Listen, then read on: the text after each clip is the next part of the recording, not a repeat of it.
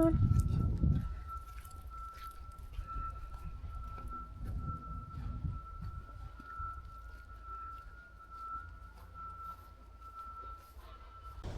I'm going for a walk. It's such a warm day. I'm so surprised. I'm also slightly blinded by the sun at the moment, but it's a little bit breezy, but it's still so warm. Feels like spring. I don't know what the temperature is right now, but it feels, I don't know, maybe 50 something. I remember last year's Vlogmas. I was wearing my winter coat. I was wearing a hat and gloves and a scarf, trying to keep warm. But so far this year, I'm not even dressed that warm. I don't have to be. I don't feel cold at all, which is nice.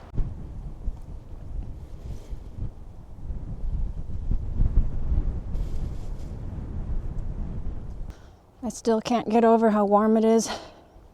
I can't get over how warm it is today.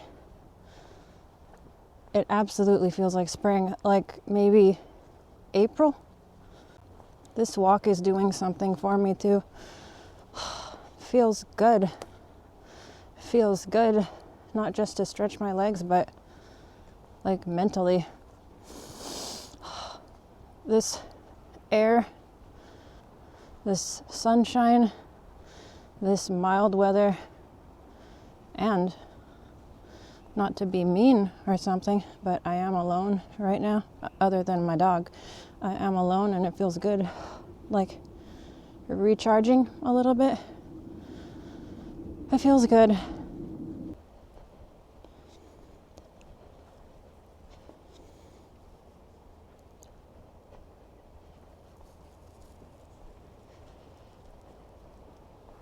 It's been mild for a while now, not just today, but especially today.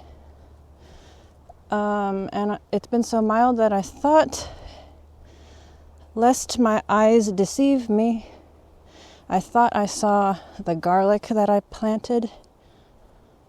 I believe I planted it early November. I thought I saw it sprouting already, and I don't think that's the greatest thing. They shouldn't be sprouting till spring. Again, unless my eyes have deceived me, I only looked from a distance. I think the garlic was sprouting. I will need to go investigate. But even if I go investigate and they are sprouting, what am I going to do to stop it? Can't do anything to stop that, really, can I? I mean, I don't think so.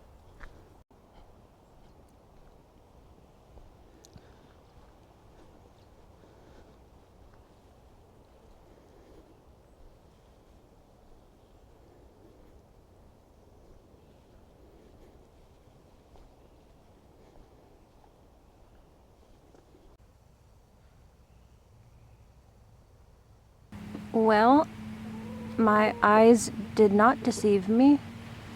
There it is. There's the garlic. It's sprouting, and I usually don't see this until springtime.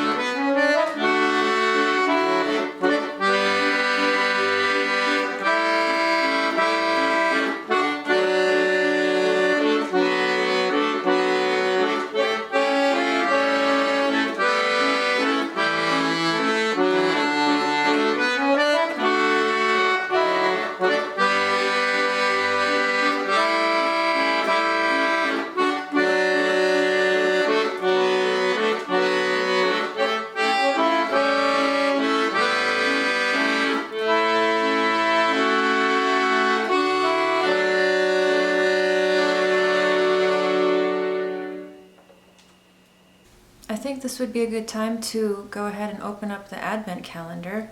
I believe we are on day 15.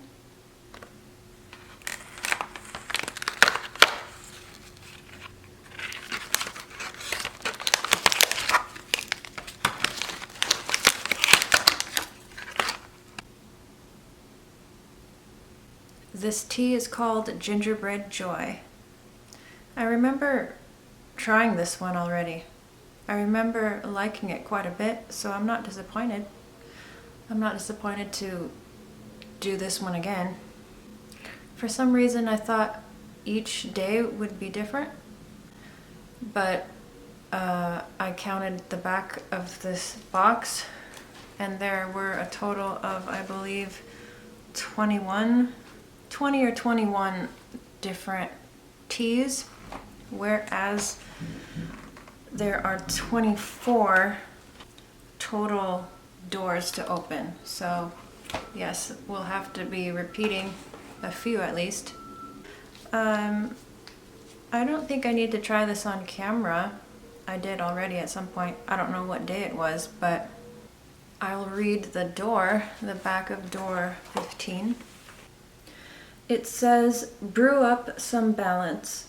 Balance the holiday hustle with a tea moment. Today's self-care tip.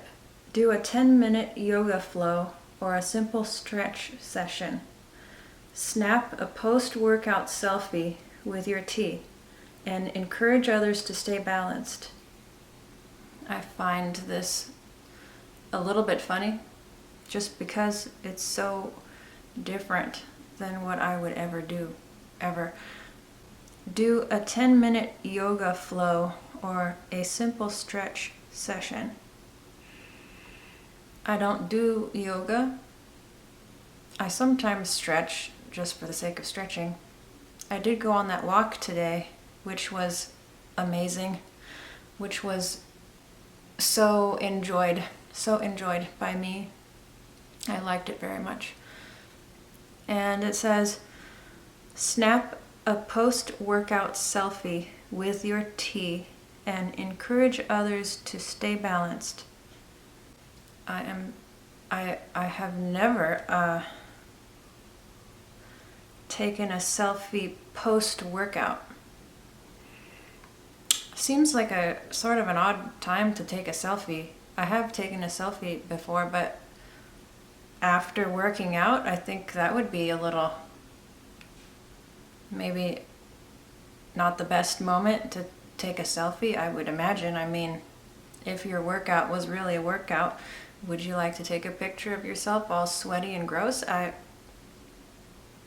And it says, encourage others to stay balanced. I do think it's good to stay balanced as far as rest goes and work goes. I think it's good to rest when you need to and not burn yourself out. As far as staying balanced in other ways, well, something that comes to my mind is I don't want to be balanced in the wrong way.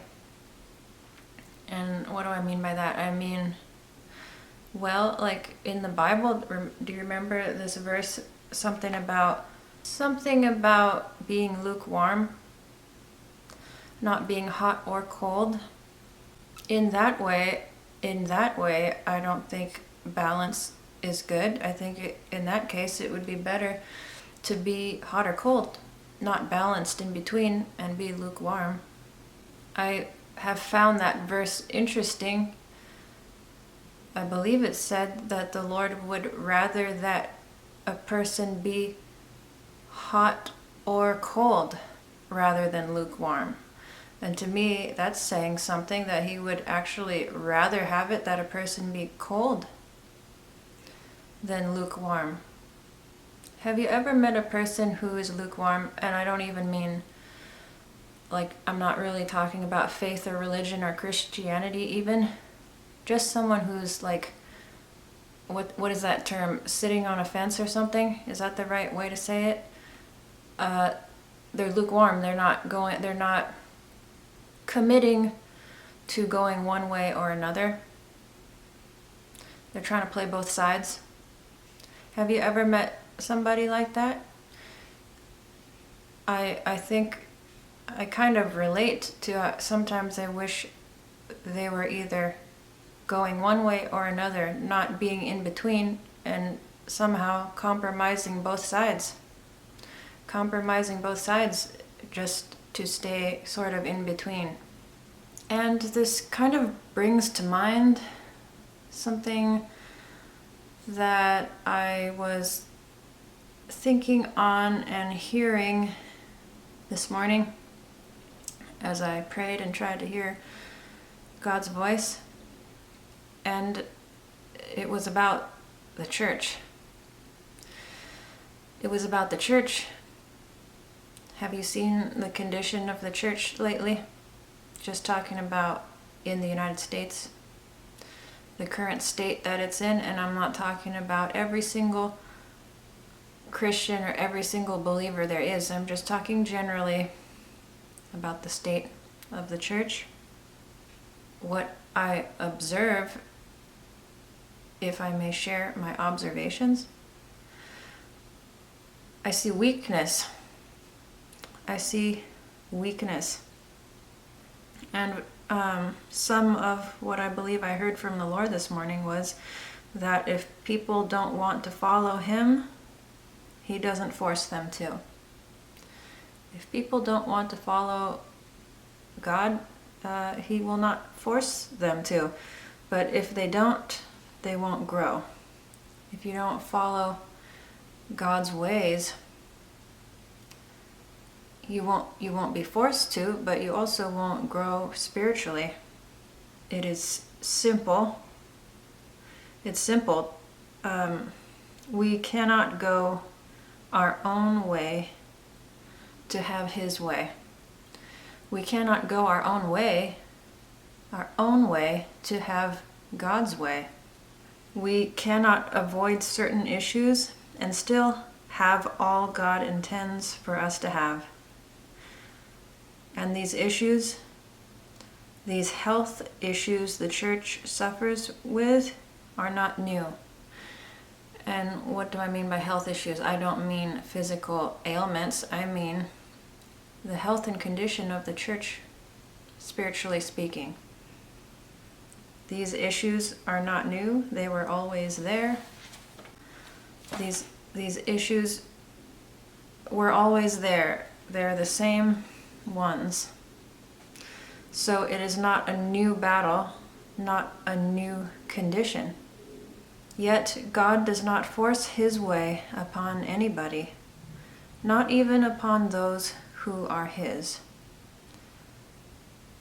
There is free will involved. There is choice. There are decisions to be made. And you can see the results of man going his own way while also trying to go God's way. You can see the results of man going his own way while also trying to go God's way, and the result is weakness. The result is weakness, and I can see it. And then a question came. Did you know that silver that has not been purified is weaker? The dross and impurities weaken it. What can be done with weak metal? The beauty and usefulness of it is that it is strong. And when this came to me as I was listening, I wasn't sure if silver that has impurities in it is weaker. Why would I know that? I don't know that. So I tried to find out. I am no silversmith or metal worker of any kind. I have no idea if impurities in silver make it weaker. So doing very minimal research on this, I found that dross or impurities found in precious metals, that they compromise if left if left in the metal, these impurities compromise the strength and beauty of the material. Dross is removed by heating. Whatever does not burn up separates from the melted silver and can be scooped away. That is what I am gathering. So I found that to be interesting. And how am I tying all of this together? When we as Christians are trying to go our own way and God's way at the same time, not only are we fence sitting, is that the term, fence sitting? Not only are we not deciding fully to go one way or another way and having the bad sort of balance. You know what I'm saying? Like, you could argue that being lukewarm is being balanced because you're not too hot and you're not too cold. You're balanced. I'm talking about that type of balance, the type of balance that you don't want. And that is reflected in, if you want to go your own way a little bit and God's way a little bit, all at the same time. And what this produces is weakness. The dross that I am identifying here is what remains in us of still wanting to go our own way. We haven't given it up completely. We want to go our own way whilst also trying to go God's way at the same time, and it doesn't work very well. It doesn't work very well, and it produces weakness, a spiritual weakness, because there are things that we are still holding on to that is compromising the strength, the usefulness that God wants us to have. So this refinement, this removal of dross that God desires to do in each of us, we should submit to that removal so we can be what God intends for us to be and not some weakened version.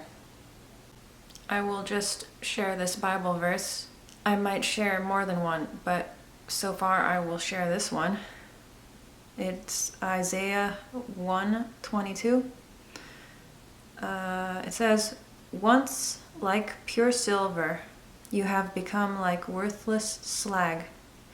Once so pure, you are now like watered down wine." I don't think anybody wants watered down wine. I think some people might like water or they might like wine, but not this mix, not this balance that is not the good type of balance. Here is another Bible verse. It's Isaiah 48:10. It says, "I have refined you, but not as silver is refined. Rather, I have refined you in the furnace of suffering." Another translation says, "See, I have refined you, though not as silver. I have tested you in the furnace of affliction." And I guess that almost kind of ties it back to difficult things we might go through, trials. Like I was saying a few days ago, maybe it was a week ago now, but yeah, it might feel like a furnace. It might feel really hot. It might feel like you're burning alive. Some of the difficulties that we go through, it feels like you're dying. Well, if you feel like you're dying, hopefully it's your flesh that is dying. You know, and there's an outcome. There is by the grace of God, as we submit to His refinement and work in our lives, there is a wonderful outcome that really you may not see, especially you may not see while you're suffering, while you're in a trial, while you're in the middle of being so heated in a furnace. you might see it after. I mean, I have seen it in my life. I didn't see it in the middle of the thing. I saw it afterward, and there's something that is produced as a result of that is a precious thing. A very precious thing that I don't think you could buy if you had all the money in the world. Okay, so here's another Bible verse, Proverbs 25:4. It says, "Remove the impurities from silver, and the sterling will be ready for the silversmith." There is an end goal for the refining work that God wants to do in your life. So, I guess that is my tidbit or two for today. Something to think on, something to chew on. Anyways, I really did enjoy that walk today. It's one of the most pleasant things that has happened to me for a while. Just simply going for a walk alone with my dog. The sun was shining. It was mild outside, not cold. It was good. It felt really good. I am very happy that I was able to enjoy that today. This is what I cooked for dinner tonight. I didn't bother recording the cooking process. I just wanted to hurry up and get it done. I made some fried rice because I had some leftover rice to use, and some soup. Egg flour soup, I think this is called. It's got shrimp in it. Anyways, I'm gonna go ahead and enjoy this, and Lord willing, I'll see you in the next video.